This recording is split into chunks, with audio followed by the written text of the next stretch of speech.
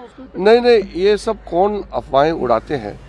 प्रधानमंत्री जी ने बहुत साफ तौर से बताया था कि पैनिक नहीं होना है। जमाखोरियों को चेतावनी दिया है, राज्य सरकारों को आह्वान किया है कि कोई इसमें होर्डिंग ना करे, पैनिक क्रिएट ना करे। भारत सरकार पूरी तरह से स्थिति का नियंत्रण में पूरा रखा हुआ है और आम लोगों को तकलीफ नहीं होने के लिए टॉप लेवल से बॉटम लेवल तक प्राइम मिनिस्टर साहब खुद कॉन्टिन्यूसली मॉनिटर करते हैं।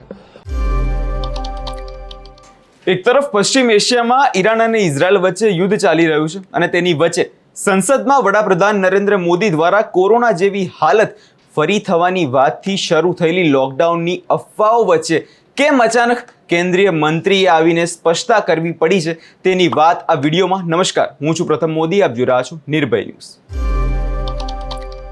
સોશિયલ મીડિયામાં જેટલી ઝડપથી સમાચાર નથી ફેલાતા, પરંતુ તેની 10 ગણી ઝડપે જે છે અફવાઓ ફેલાઈ જતી હોય છે। છેલ્લા 2 દિવસમાં આખા દેશમાં એક જ ચર્ચા થઈ કે શું ફરી લોકડાઉન આવવાનું છે।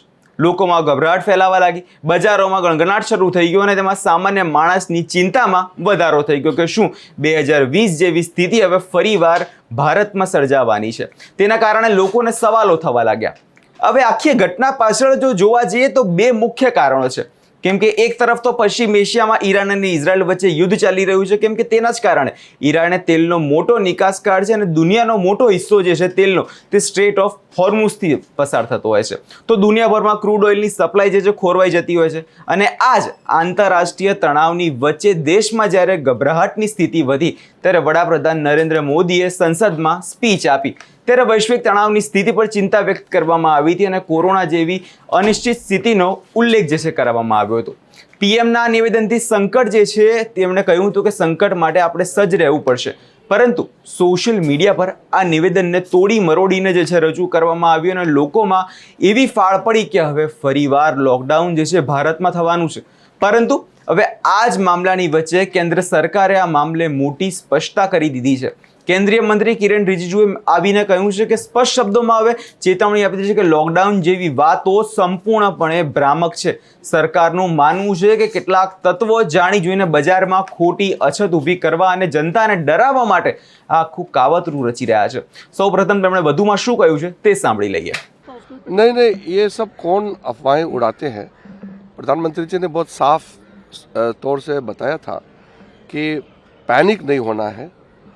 जमाखोरियों को चेतावनी दिया है, राज्य सरकारों को आह्वान किया है कि कोई इसमें होर्डिंग ना करे, पैनिक क्रिएट ना करे। भारत सरकार पूरी तरह से स्थिति का नियंत्रण में पूरा रखा हुआ है और आम लोगों को तकलीफ नहीं होने के लिए टॉप लेवल से बॉटम लेवल तक प्राइम मिनिस्टर साहब खुद कॉन्टिन्यूसली मॉनिटर करते हैं और प्रधानमंत्री जी के साथ में जितने जो टीम है सबको इस काम में लगाया है कि कोई हमारे जनता तकलीफ ना हो, इसके लिए पूरा सावधानी भड़कना चाहिए। इसलिए मैंने परसों ऑल पार्टी मीटिंग में भी देखा है कि अपोजिशन पार्टी ने भी एक तरीके से सराहना किया है कि इतना बड़ा क्राइसिस में हमारे देश का प्रधानमंत्री सरकार ने जो कदम उठाया है वो बहुत अच्छा कदम है और कोई भी सरकार फैसला करेंगे उसमें सारे विपक्षी दल भी साथ देंगे, ये विपक्ष के पार्टियों ने कहा है। इसलिए मैं कह रहा हूँ कि जब इतना बड़ा फैसला लिया है सरकार ने, डीजल और पेट्रोल में इतना बड़ा कटौती एक्साइज ड्यूटी में किया है, इसके बाद ज़मीनी स्तर पर कोई होर्डिंग करके और कोई चीज़ का कमी दिखाने के लिए, दाम बढ़ाने के लिए होर्डिंग करके कोई गलत काम करेंगे तो उसका बहुत सख्ती से उसके ऊपर कार्रवाई करने के लिए राज्य सरकारों को कहा गया है। तो आपको समझना चाहिए, अगर कहीं गैस के लिए लाइन लगते हैं, कोई पेट्रोल के लिए, डीजल के लिए, तो उसके लिए राज्य सरकारों को ऑलरेडी प्रधानमंत्री जी की ओर से मैसेज दिया है। पार्लियामेंट के सदन में भी प्रधानमंत्री जी ने अपील किया है कि कोई होर्डिंग ना हो। जमाखोरों को सख्ती से वार्निंग दिया है कि क्राइसिस पैदा नहीं कराना है, क्योंकि भारत सरकार पूरा नियंत्रण में सारा चीज़ को रखा हुआ है। तो इसको ज़मीनी पर कोई शॉर्टेज नहीं होना चाहिए, गैस में, पेट्रोल डीजल में। जब भारत सरकार इतना बड़ा फैसला लिया है तो उसका फायदा लोगों तक पहुंचाने का जिम्मेदारी सबको है। राज्य सरकारों को विशेष करके आग्रह किया गया है कि वो ये सुनिश्चित करे कि कोई गैस पेट्रोल डीजल कमी नहीं होना चाहिए किसी भी स्थान में, उसके लिए सब मिल करके काम करना चाहिए। Mr. Manikam Tagore has also commented on your, comment on Rahul Gandhi that he is not fit as LOP, but Priyanka Gandhi is better than him. Mr. Manikam is saying that this is a choice that people of India made, giving 99 seats to Congress, and also Parliamentary Affairs Minister should not become Unparliamentary Affairs Minister. How do you react to that statement? Congress party क्या फैसला लेता है ये तो मेरा हाथ में नहीं है, लेकिन नेता प्रतिपक्ष अच्छा काम करे ये तो हम अपेक्षा रखते हैं।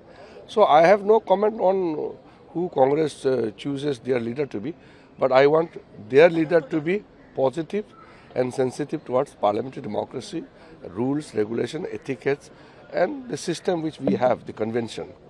But मूल बात ये है, I on behalf of all the MPs would like to extend heartfelt gratitude to Honorable Prime Minister for taking such an important decision to cut drastically the excise duty on petrol and diesel.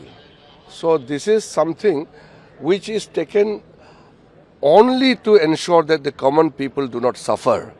So to ensure that such a huge decision taken by the Prime Minister at the top level must be ensured by all cooperation, especially the state government, to ensure that there is no shortage of LPG, petrol, diesel at the ground level.